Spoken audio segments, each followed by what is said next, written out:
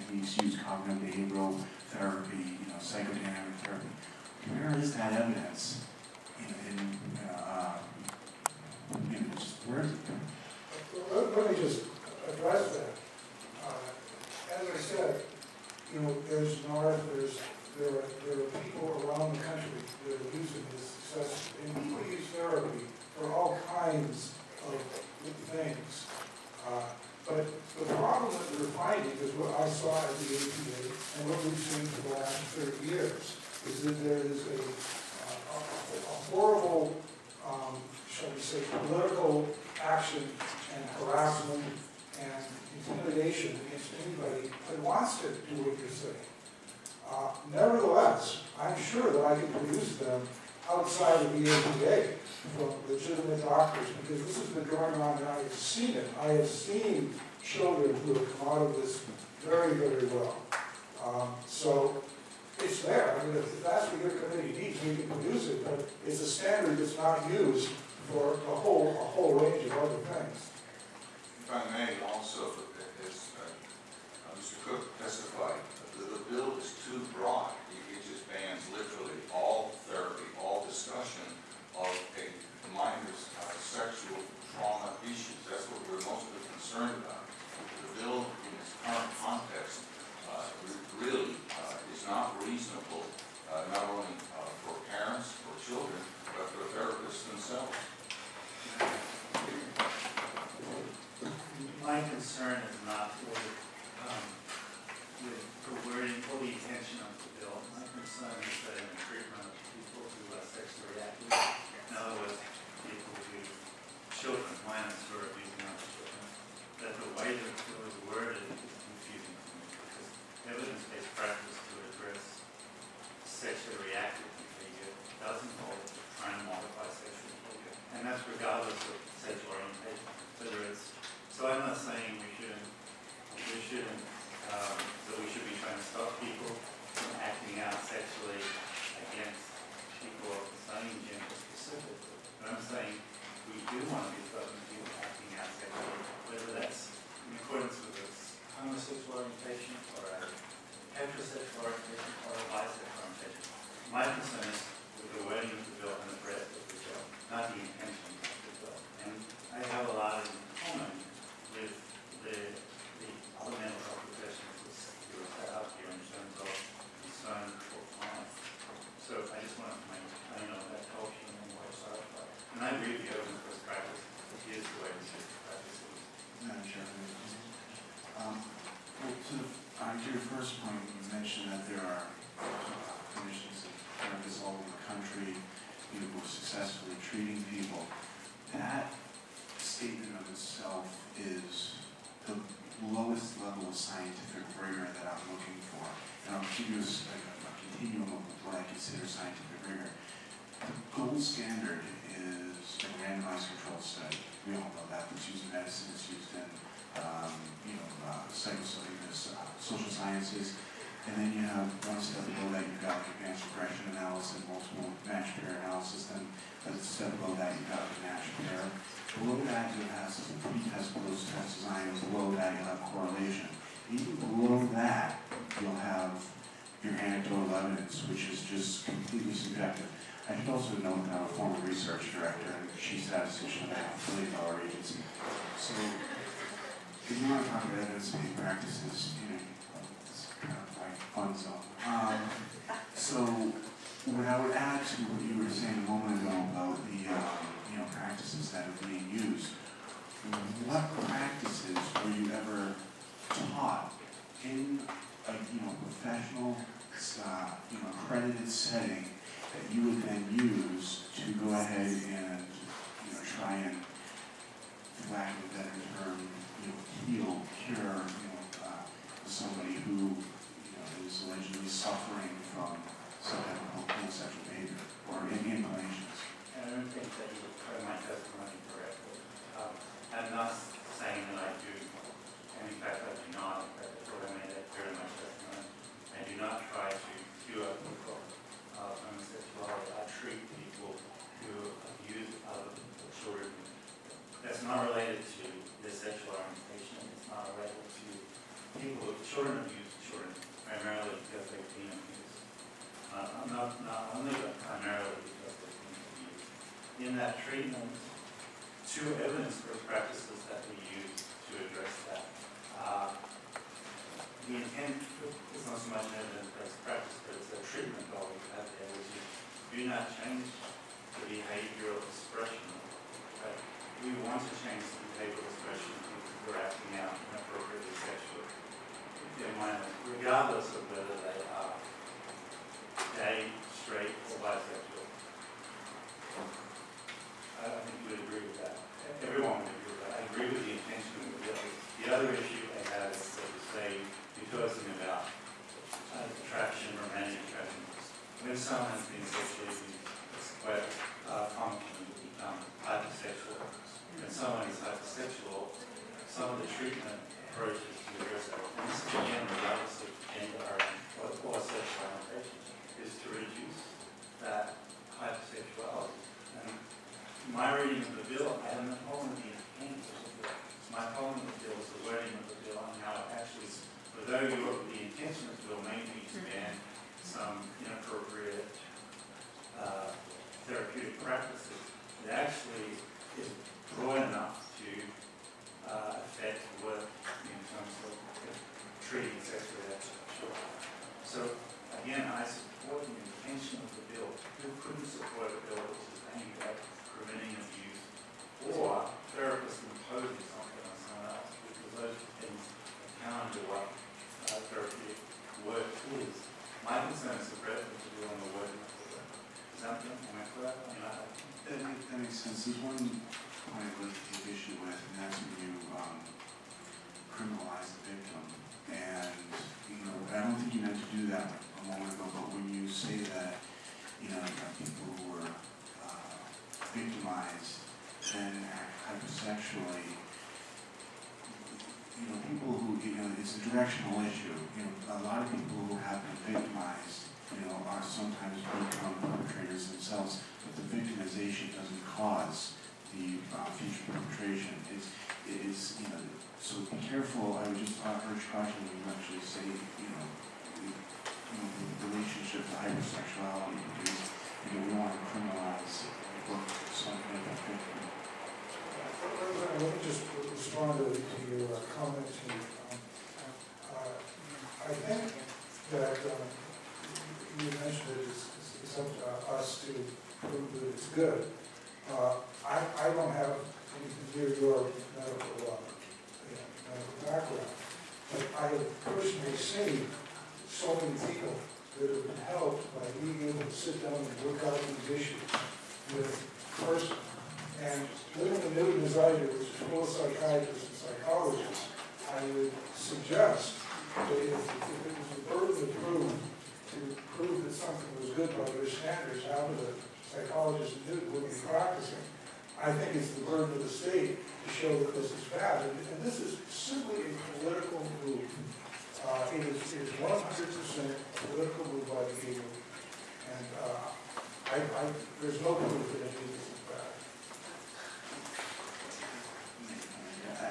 I think I'll make this last time. I think you just made my point by saying that you observe, the changes in behaviors, and what my point was is that just a basic observation, anecdotal evidence is the lowest level, because you don't necessarily have a representative sample of the population you're trying to work with when you're just focusing on people you've only observed. That makes my point that this is the lowest level of scientific rigor, and that's why it's something that should be excluded from practices that are going to be reimbursed by insurance companies, because it's lacking that type of peer-reviewed, established evidence-based practice. That's what I'm looking for, is an established peer-reviewed evidence-based practice, and you just made my point by saying that. So I appreciate this. Thank you. Thank you, Jim. Yes. Thank you. And thank you for keeping everybody on time. You did pretty well, actually, for the most part. Okay, we have probably 6 people left, so maybe they can all come up if that's okay. Karen Burke Lewis,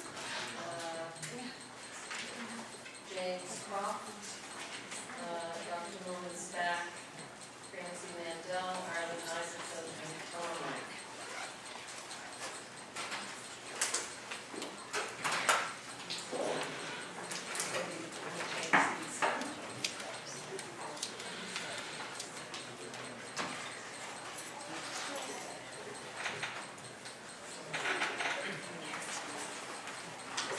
Just five people?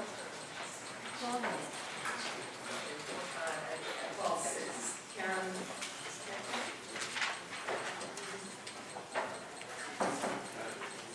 Good afternoon, Madam Chairman, members of the committee. I feel like I'm standing here for the medical profession, but I'm glad to do so. I'm Norman Spack. I'm a pediatric endocrinologist practicing at Boston Children's Hospital for now 48 years. I should note that I've been a volunteer with the Bridge for 40 years, and that just this past few months I was elected to the board. So a lot of what you heard today resonated with me, and particularly because the first transgender patients I ever saw were kids from the Bridge in 1974. I speak today on behalf of Boston Children's and the Children's Mental Health Campaign in support of House Bill 154. I'm also the co-founder for Boston Children's Gender Management Service, founded in 2007. At the time, it was the first comprehensive program as part of an academic pediatric center that treated transgender adolescents in the Western Hemisphere. The work was largely taught to us by the masters who happen to be in Holland. There are now, following our lead, 10 programs imitating ours in major centers in North America, and 5 new ones will open in between now and January, many of them led by people who rotated through our program. When I refer to the term reparative therapy or conversion therapy, I want you to understand that I'm talking about it with respect to children, adolescents, and adults who have issues of gender nonconformity, or I'm using the term because the DSM is starting to use that term, and the other term the DSM is using for the more severe form is gender dysphoria, is how you feel. And I predict that in the next 5 to 10 years, both of them will disappear from the DSM as the homosexuality left with 73. I speak as someone who has begun medical treatment in over 200 transgender adults in my career, and approximately 170 adolescents, those being less than age 21, and those who started since 2000, the latter group since 2007, when we started the program in children. So we don't treat children. You have to be pubertal. And for the gentleman who glibly stated that we not only operate on children, but we do bottom surgery on children under the age of 18, I would like to say that we do not do genitoplastic surgery for gender identity issues at Children's Hospital. It's not done anywhere in New England. And it is basically illegal to do castration procedures, which these involve, in anyone under 18 in removing healthy gonads. So we certainly don't do that. So anyone who read that in the Globe has been reading the Globe upside down. The transgender are an extremely vulnerable population. 45% of 16 to 25-year-olds who don't receive supportive or hormonal treatment will attempt suicide. My experience with the adults was awful. It was replete with depression and anxiety, considerable substance abuse, and histories of family dysfunction. I saw some patients for 5 to 10 years. None had voluntarily changed their mind about their gender role transition.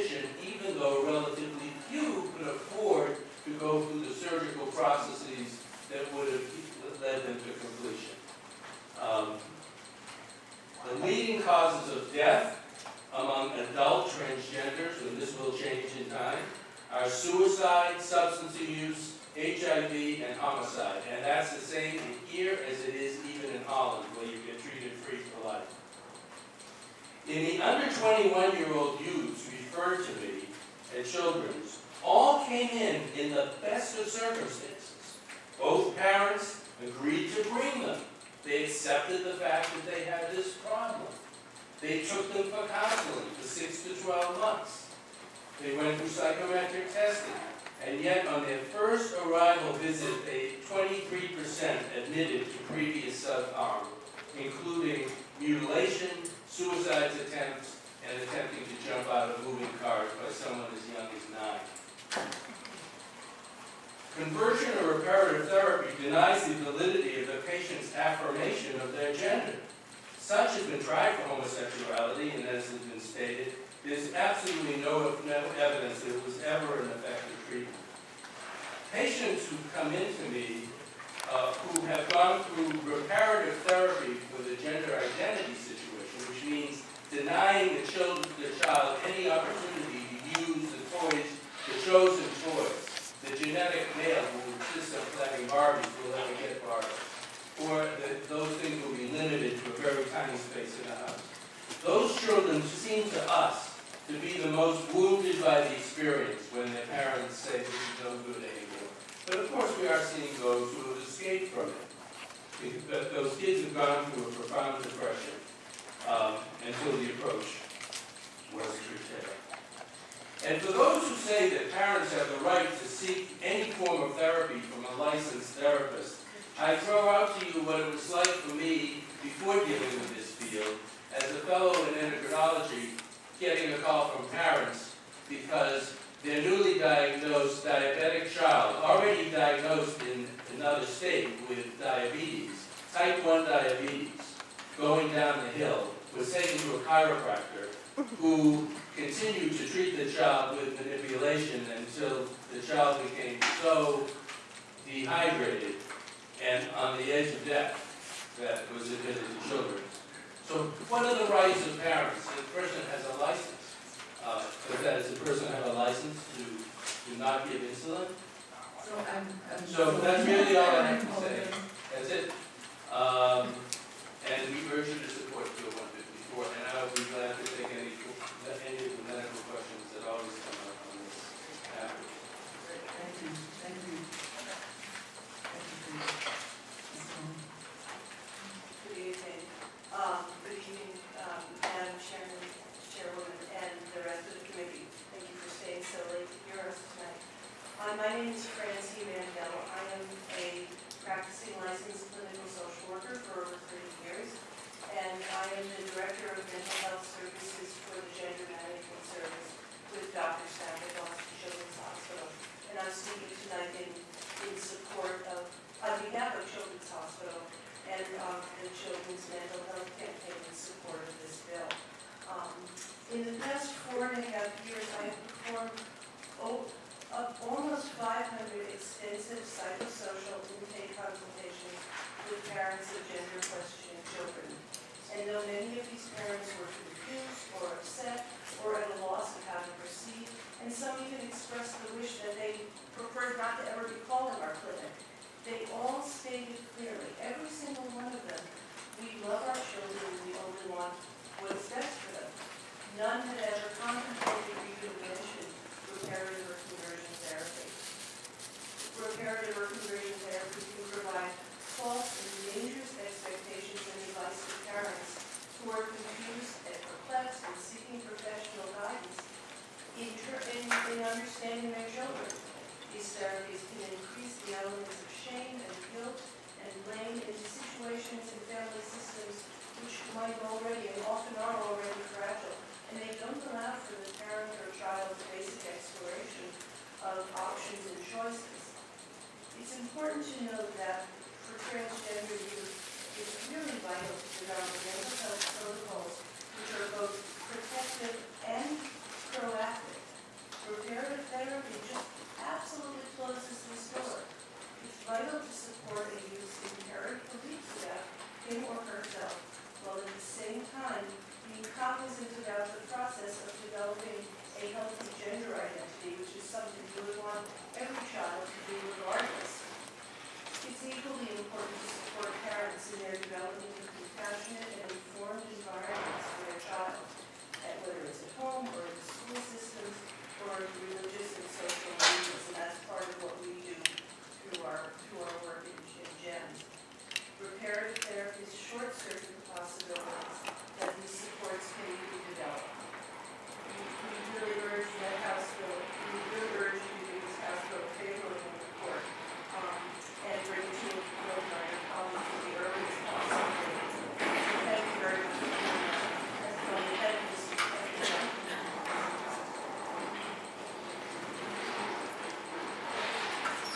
thank you also from me for our patience today. It was extraordinary and stayed for a long day. For the record, my name is Arlene Isaacson. I'm co-chair of the Massachusetts Gay and Lesbian Political Caucus, speaking in support of the legislation we're discussing now. Our contact with the speaker will be going after me, Tom Ryan. It's a project Tom and I worked on together a short while ago. I thought it might be useful, if not instructive, for you to hear from someone who firsthand led an effort to deal with a problem that we faced, kids who were inadvertently being sent to conversion therapy. But before we get to that, I'd like to say the following. We've heard today from experts about how destructive conversion therapy can be, how discredited it has been as a medical therapeutic treatment, how many of its previous proponents now admit it doesn't work, and in fact never did, how it can cause a lifetime of emotional damage, and how it is essentially tantamount to child abuse. I'm going to share with you a quick personal anecdote that involves an acquaintance of mine, someone about my age. I'm going to ask you to not ask what that age is. I'll call her Kate. That's actually not her name. Kate grew up, as she was growing up, she recognized pretty early in her life that she was lesbian. And she didn't really have the words to put to it or the concepts that she didn't really understand what it meant. It was sort of asexual, if you will. So she didn't really understand it in a clear way, but her family did, or rather they thought they did. So they and the doctors decided that they should institutionalize Kay so she could receive electric shock treatments to make her heterosexual. Now, of course, it didn't work. Back then, electric shock therapy, however, was unfortunately not unheard of. Indeed, it was considered a reasonable course of treatment by some people.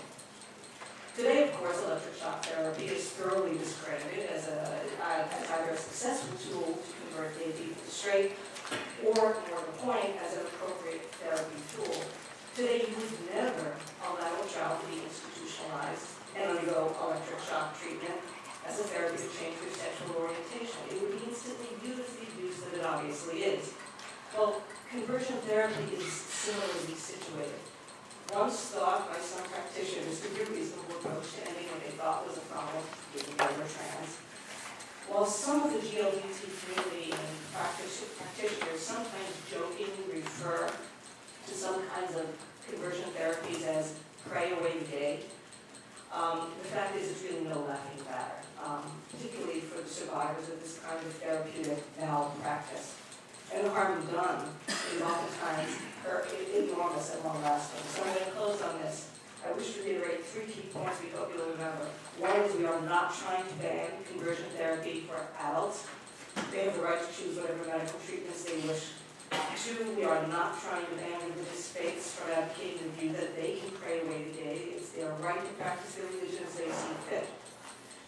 3, and last, we wish to address only those who are licensed medical and healthcare professionals and only the portion of their practice that deals with minors.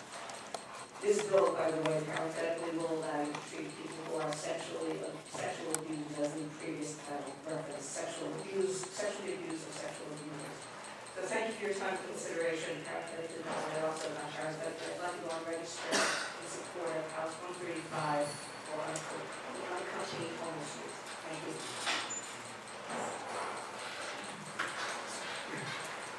Madam Chair and esteemed members of this committee, I'd like to thank you for allowing me to speak on behalf of House Bill 154. My name is Tom Lang. I'm from Manchester, Mass. and was the director of NovaNeighbor.org, which was an LGBT watchdog group.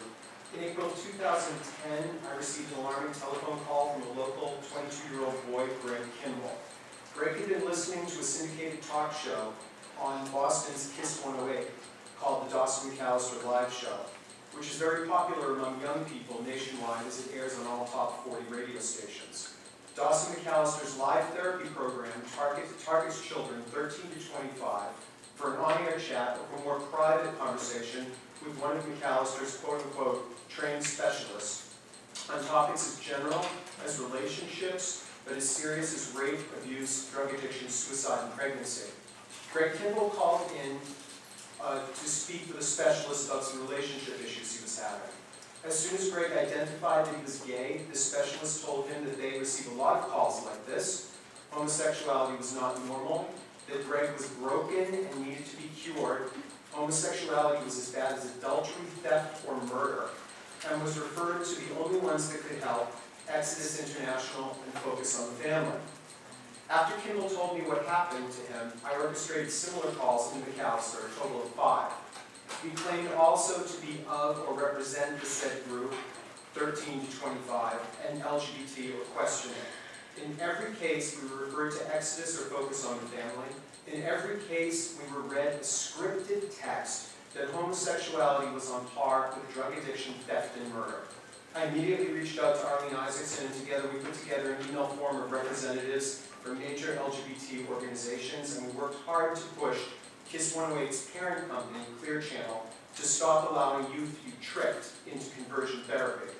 McAllister was forced to drop Exodus's referral. His show, which is still aired on KISS 108, still refers at-risk youth who identify as LGBT to Live Hope Ministries and Focus on the Family, both which promote conversion therapy.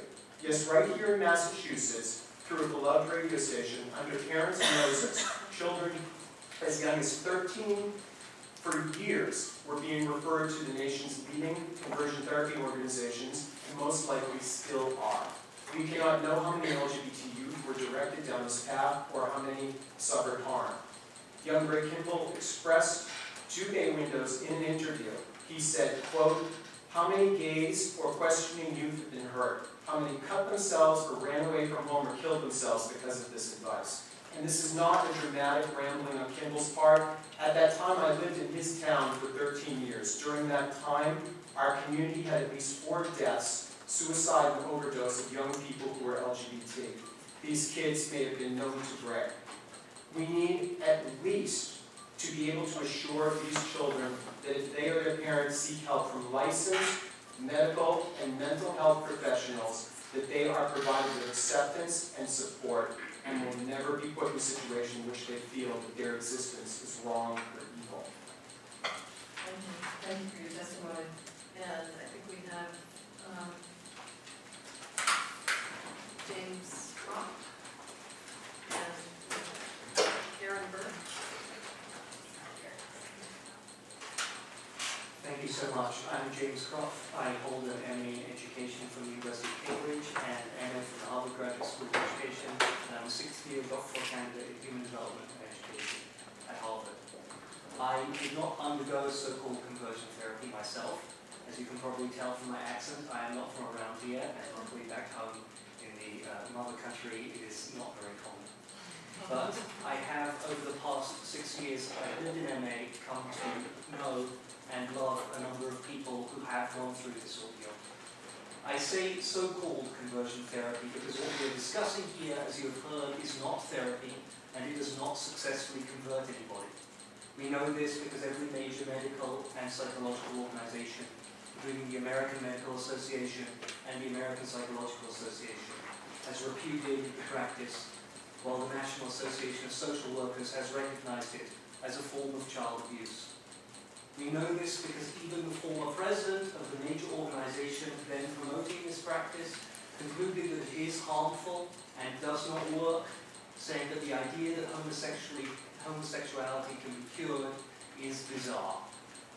Conversion therapy is, from my perspective as a young expert in healthy human development, nothing less than the psychological and sometimes physical torture of children. I support House 154 quite simply because I am against child abuse.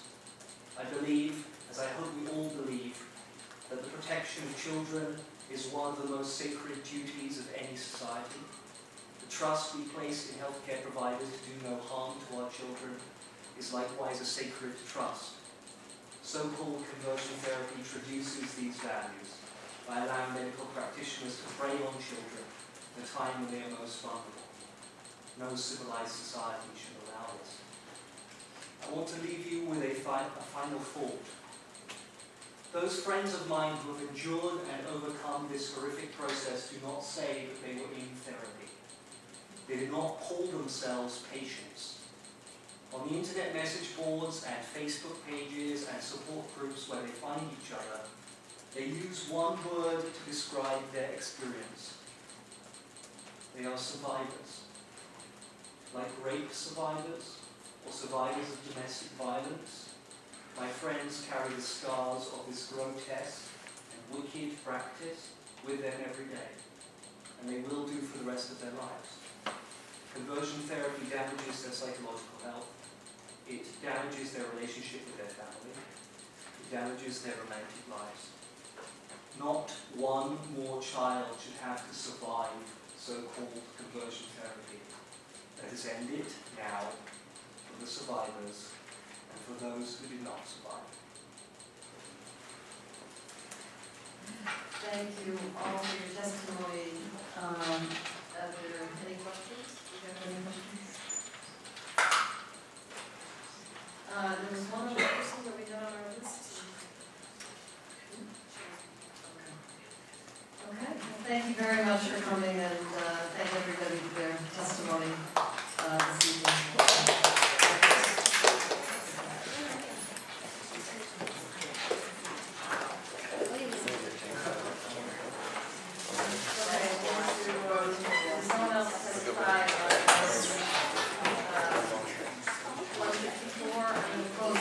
Of the hearing, and move on now to House 156, which is an act to reinvest the savings of the budget of human services. Is there anyone here to testify?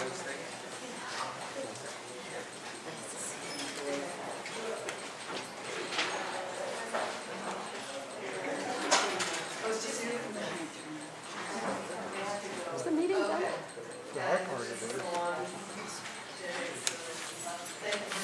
That's my cupcakes.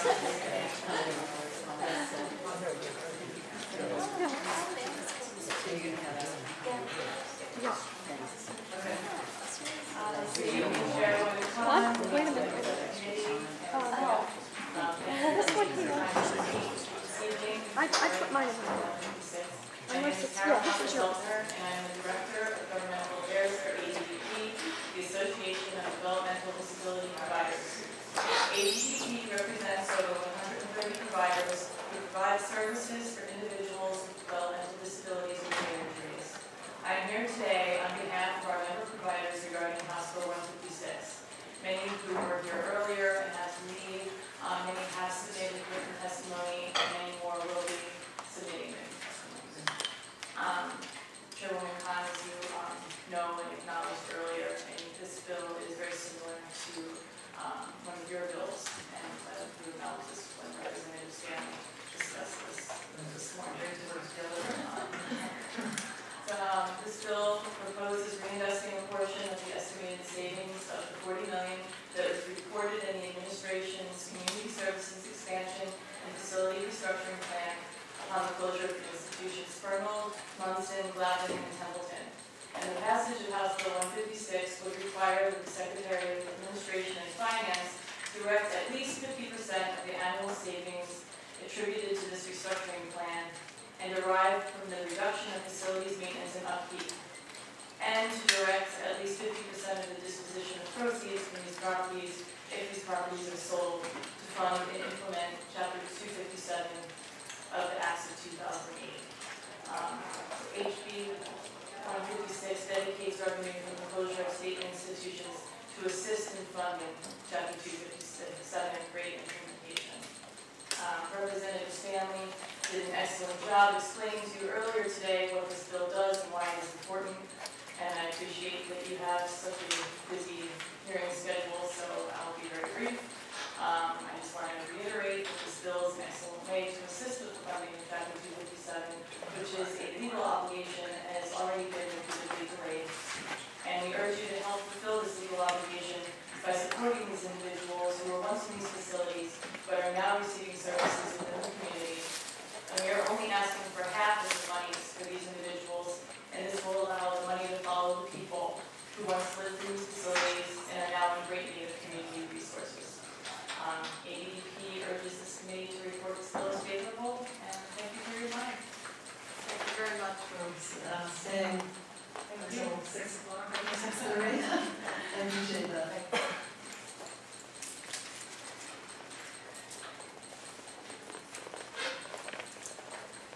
Is there anyone else here that wants to testify on House 156? Okay, seeing none, we'll close that portion of the hearing and move on to Senate 22, an act relative to creating a loan repayment program for direct care human service workers. So we have several people here testifying. This is all the difference. Oh, okay. Do you want me to join? Sure. You can state your name. Good evening, Madam Chair, members of the committee. My name is Lisa Simetti, I'm representing the Providers Council. The Providers Council is a statewide association of home and community-based service organizations that provide an array of services to 1 in 10 residents of the Commonwealth. Most of you are very familiar with one of our issues, which is the salary reserve. And I just thank all of you sitting at this table right now to all our co-sponsors of the salary reserve. So I just want to say thank you. The Providers Council has filed this legislation for a couple of years that would set up a loan repayment program that would allow for full-time human service workers who are earning less than $45,000 a year for 48 months to receive $150 payment for their student loans. This would be something that would certainly help us in recruitment and retain our workforce, which I think all of you at this committee certainly know that is an issue for us. I don't want to take up any more of your time at 6:30 at night. I have colleagues here who their stories are much more compelling than me prior to mine. So thank you very much for your time today.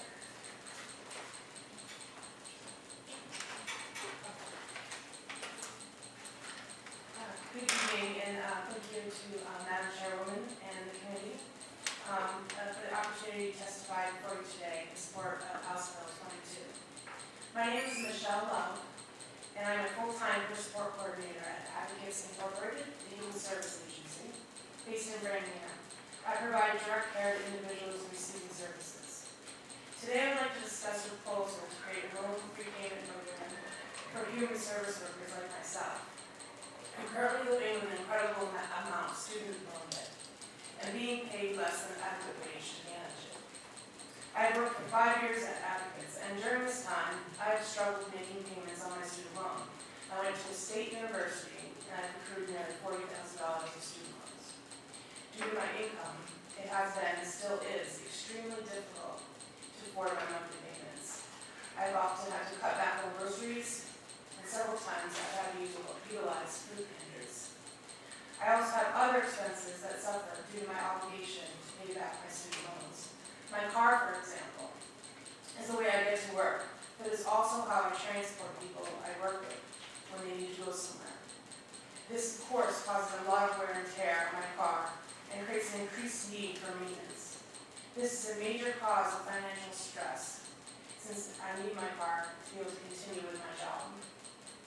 If my car breaks down, and faces the decision of where money will come from to fix it.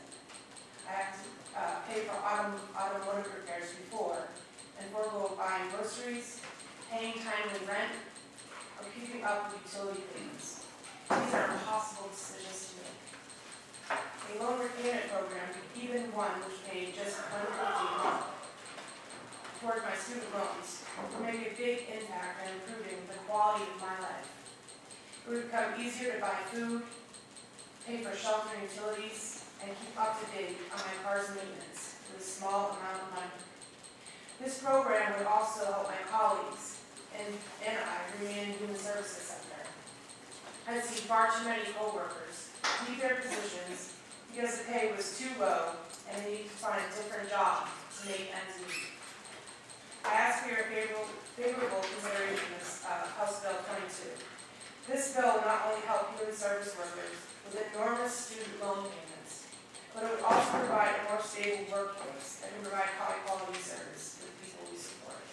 Thank you.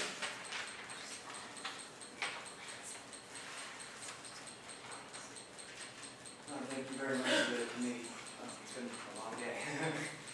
My name is Christopher George, and I am a recent college graduate and a direct care case manager at a residential program at Road Responsibility Incorporated.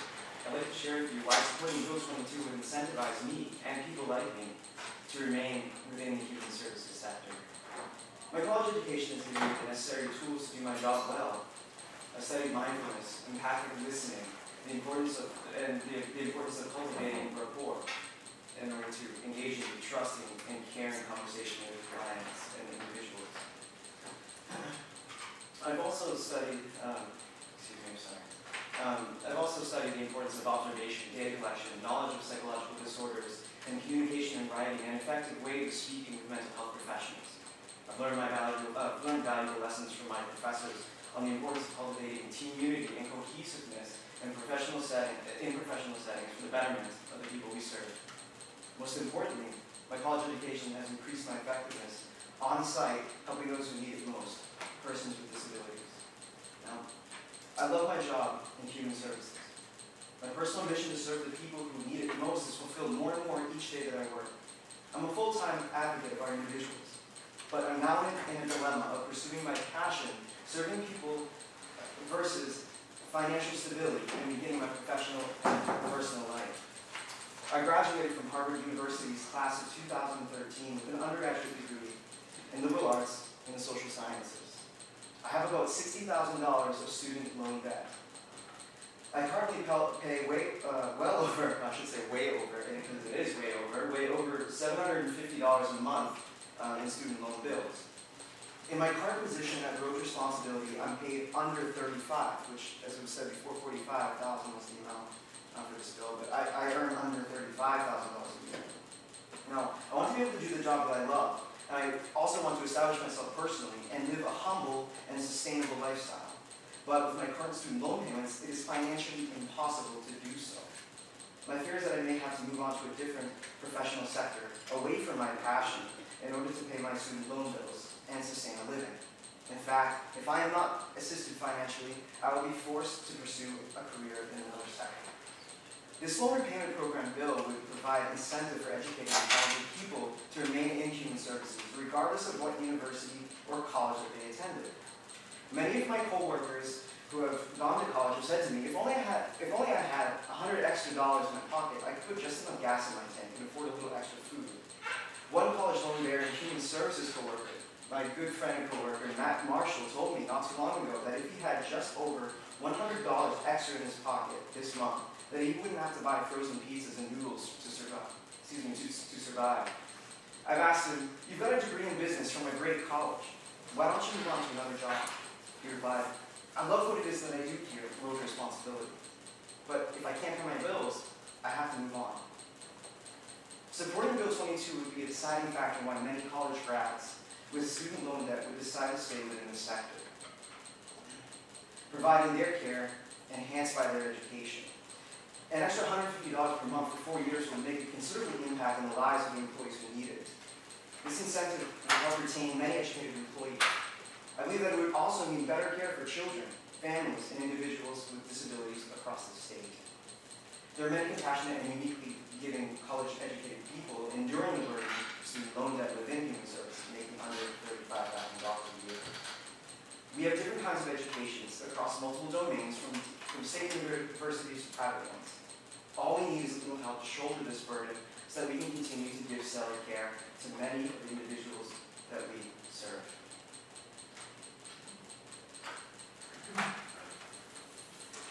Hi, and thank you all for staying with us here. I'm here in support of Bill 22, and my name is Jeff Bryan. I'm director of the nonprofit graduate program that they have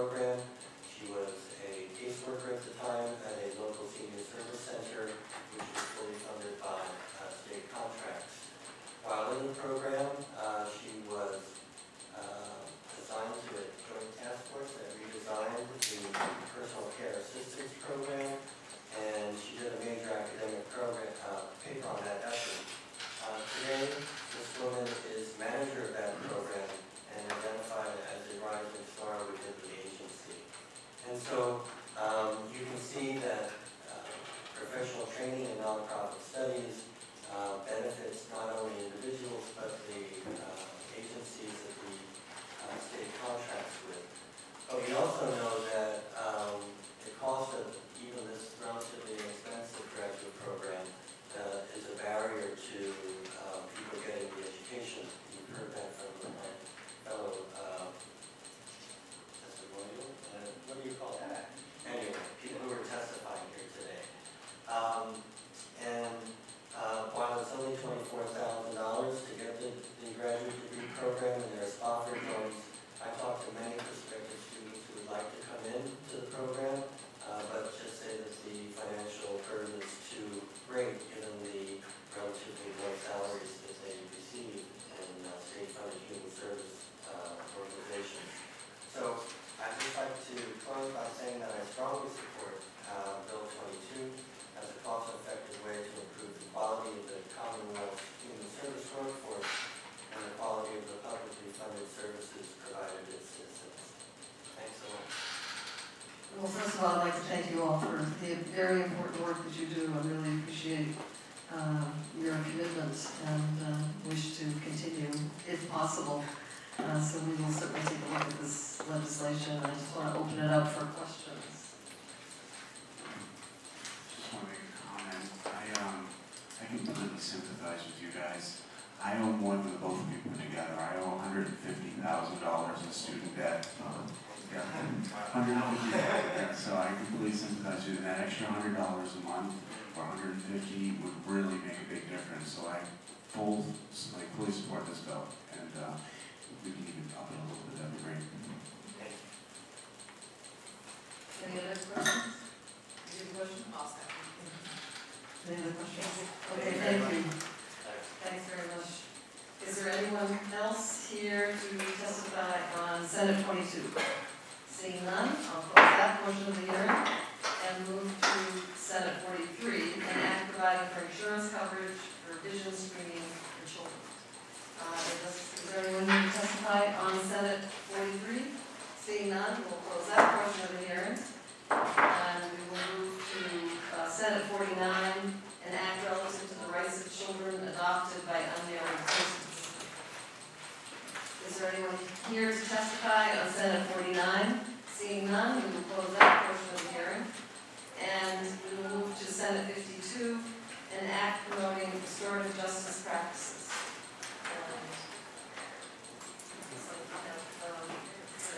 Thank you. Is everybody here that's on my list? You really waited a long time. I apologize. It is absolutely well worth it, and it takes a minute to get my real testimony. Great. So we have.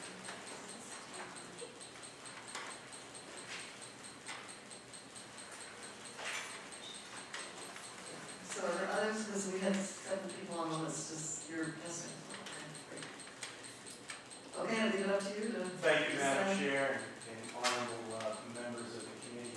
Prior, obviously, I'm here for Senate Bill 52, but after hearing the compelling testimony from the participants, the social workers in Senate 22, I'm going to go off script a little bit. Having a daughter diagnosed with autism in a residential program, what they said really struck home to me, and it really is a great bill. But just as importantly, so is Senate Bill 52. My name is Robert Bongiorno. I'm the Chief of Police of the Bedford Police Department.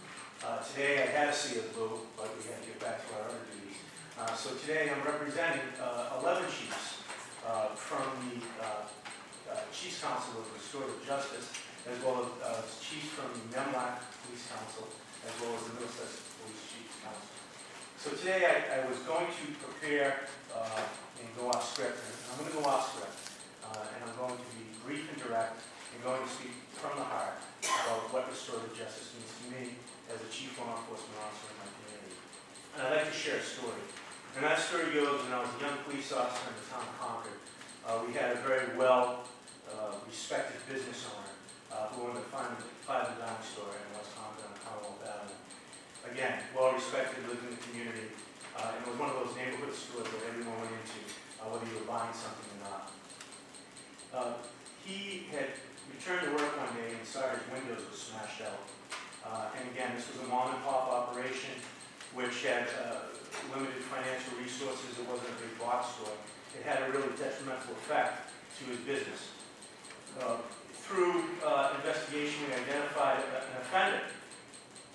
And instead of putting that offender through the traditional criminal justice system, we had an option on our tool belt, which was restorative justice. And that offender was placed in a circle and was in the restorative justice circle. What happened from there was amazing. And again, I must preface this by saying that the relationship built isn't the norm of restorative justice, but in this instance, it demonstrates how powerful the process could be. The offender had completed his contract, and during that process, the victim had an opportunity to speak and tell him that he was a business owner for 25 plus years, how he was victimized and how angry he was. The offender had a heartfelt written apology, completed restitution, completed other provisions of the contract.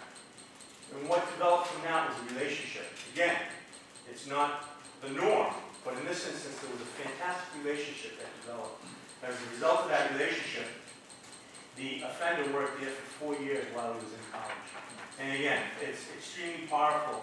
And what that proves for me in law enforcement, it's a valuable tool. One of the things I'd like to do is dispel several myths. And the myth is that you're going to hear maybe some of the critics say it's warm and fuzzy, it's hug a cop, and you know, you'll hear some of those descriptions. What I'm here to tell you is what it's not. It's not soft on crime. The victim has a higher satisfaction rate. The offender is held accountable. The police satisfaction rate is higher than if you were in the traditional criminal justice system. So in closing, I think that if we pass this bill, it's a platform for expansion. Some of my colleagues are on board. Some are apprehensive. Some of my colleagues are risk averse. And I think that with the stamp of approval of this bill, you're sending a signal.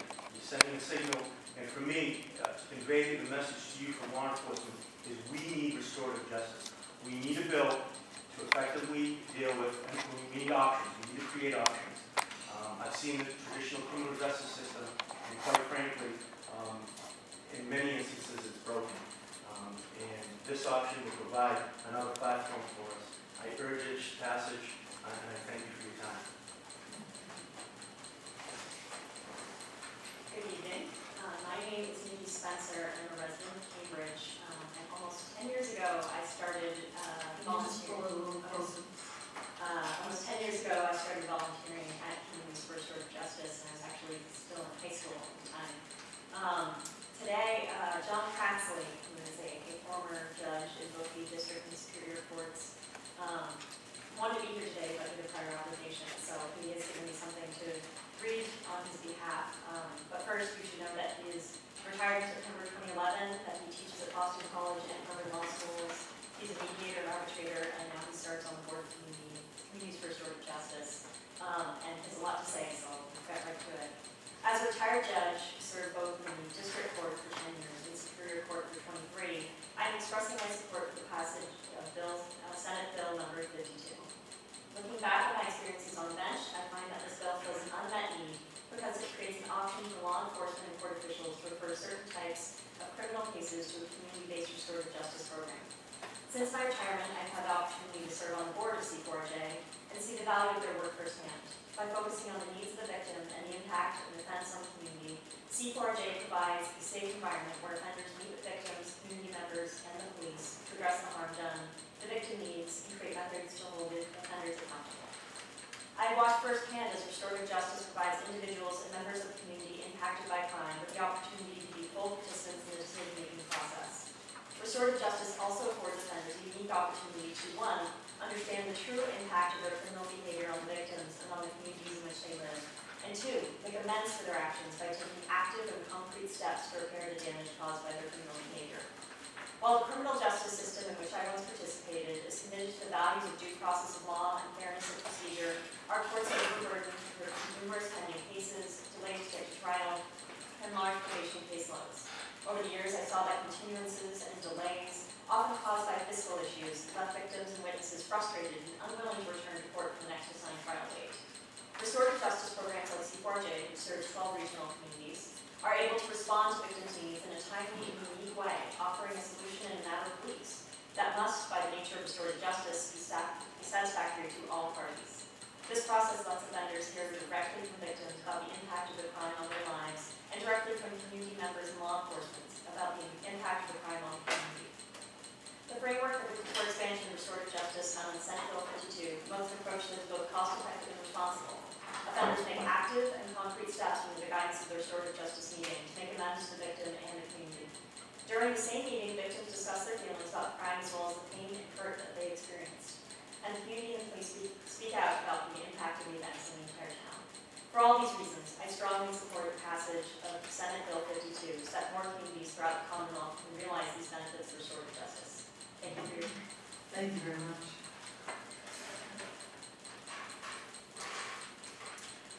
Good evening, Madam Chairwoman and members of this committee.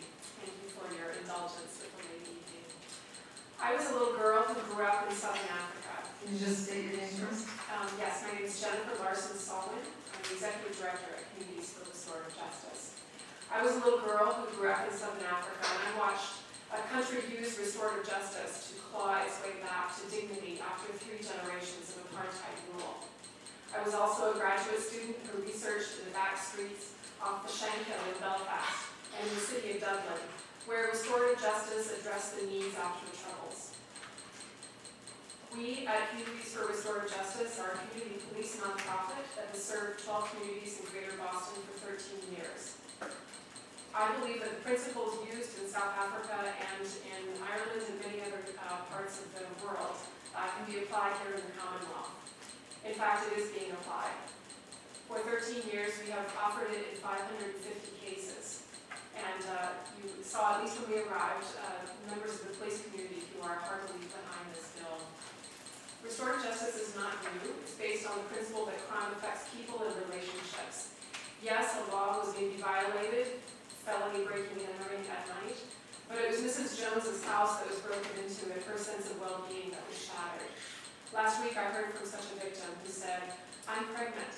I'm planning a family. When my home was broken into, my husband and I gathered and thought, is this really where we want to raise our children? Should we stay? Should we buy a gun?" I want the guys responsible to know all the ways that I was planning to change my life because of their bit of fun. With passage of this bill, restorative justice will be an option, not a mandate, in the legal code for cases like hers to be referred to organizations like ours.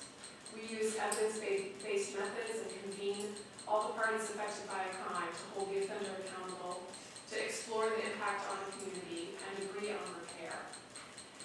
4 reasons why this bill matters. It will increase victim satisfaction. We have 89% satisfaction rates among victims. It reduces recidivism. We report about half the rate that traditional courts do.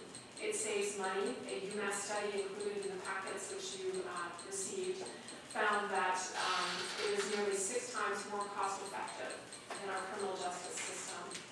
And finally, it offers more options in the legal code for people like Chief Bongiorno and others to respond to crime and address victim needs.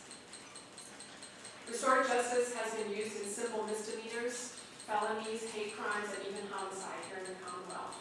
It can be used to divert from court, alongside other court proceedings, for example, as a feature of a plea, or months and years after the incident, where the offender is justifiably incarcerated, but the victim wants and needs answers in the wake of crime. In conclusion, I urge that you support this bill. We'll join 29 other states here in this country that offer this option. It's the right thing to do by victims who suffer. It's the right thing to do for offenders who can learn. It's the right thing to do for a system needing options. And it's the responsible thing to do to save hard-earned tax dollars in the Commonwealth. Thank you. Good evening. My name is Erin Cleveland. I am a resident of Newton. I am a member in good standing of the Massachusetts Bar. I'm a former defense attorney and also the executive director of Juvenile Court restorative justice diversion. Today, I'm here to convey to you that Massachusetts is capable of implementing restorative justice into our court systems.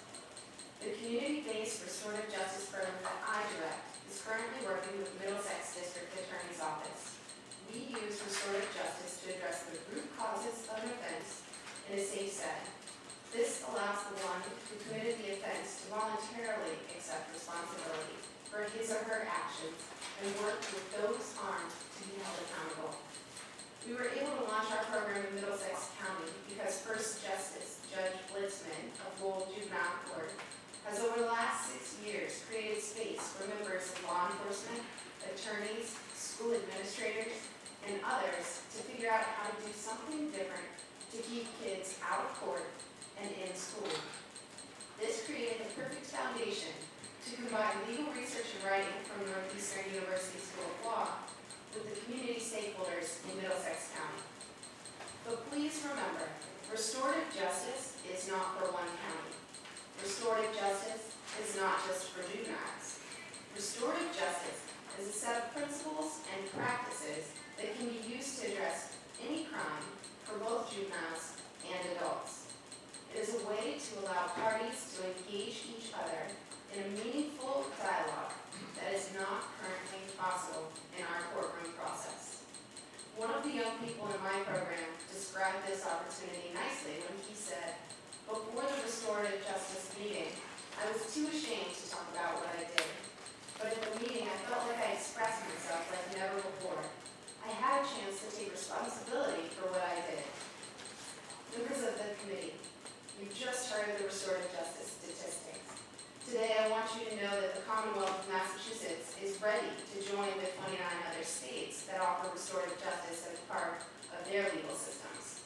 Restorative justice is not a replacement, but it is another tool in the toolbox and another resource for us to use to achieve justice. I'm here to assure you, and I was going to say the large audience, but our core group is here to show you that this bill is supported, and you are supported by your constituents. Your constituents are judges, attorneys, academics, restorative justice practitioners, and members of the communities who are currently involved in this work. In conclusion, I'd like to point out a few highlights from the last packets that Jennifer mentioned, and they're in front of you.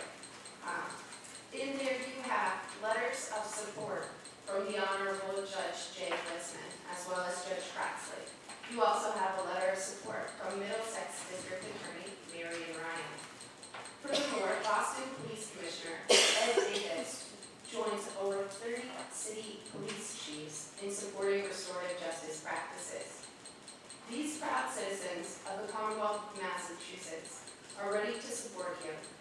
We want to support the advisory committee that is in section 6 of this bill because they want to help create training guidelines, best practices, and evaluation methods, which will not only prove the effectiveness of restorative justice, but will also standardize the interface with the court system. Thank you. Thank you very much for your testimony. I just want to know if you're my constituent. A voting constituent. Always nice to meet my constituents. And you were here to testify as well, I think. Is that correct?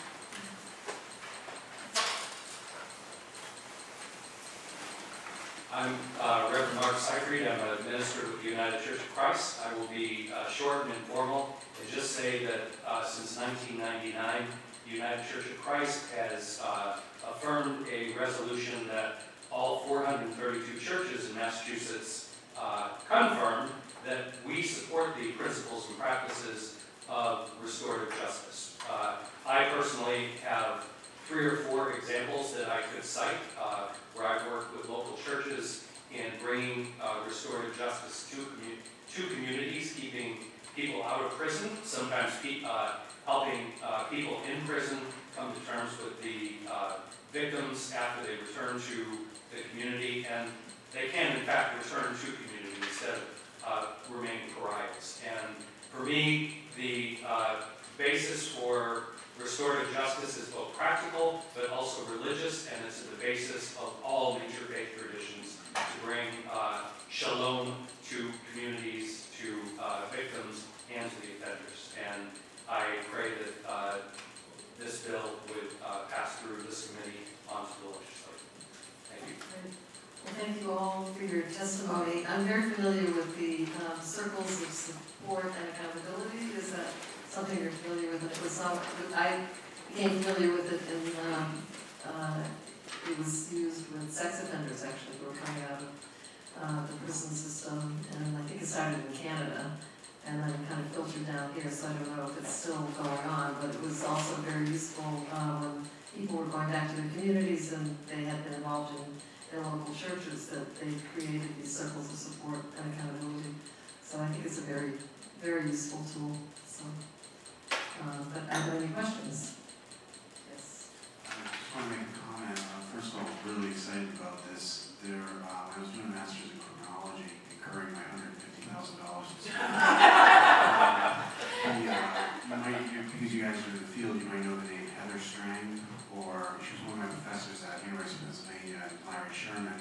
And so when I was talking about that really high level of scientific rigor, measuring whether or not restorative justice actually works, they did random control trials, gold standard, in Australia and Canada and England, you probably know that. So this is a really useful tool, and it's something that I'm just disappointed Massachusetts wasn't the first state in the union to be doing this, because it is really, really useful. But it is just as you said, it's an option, not a mandate. You can't force victim and perpetrator to participate in the program. You know that, though. When you do have that both volunteering victim and perp, then you can get some really good progress with that. So really excited about this. Great. Is there anyone else here to testify on Senate 52? I'm just going to submit my written testimony. Thank you. I'm Michael Rich. I'm a defense attorney. I'm the chairperson of the Restorative Justice Task Force of the Massachusetts Conference United Church of Christ that represents Idaho. Great. Well, thank you for speaking up, and we'll look forward to seeing your testimony. But I appreciate all of you coming in, and I think it is a very important piece of legislation, so look forward to working with you. Thank you.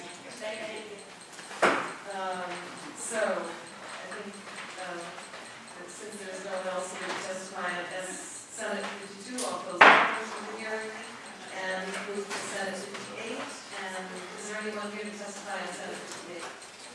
Seeing none, I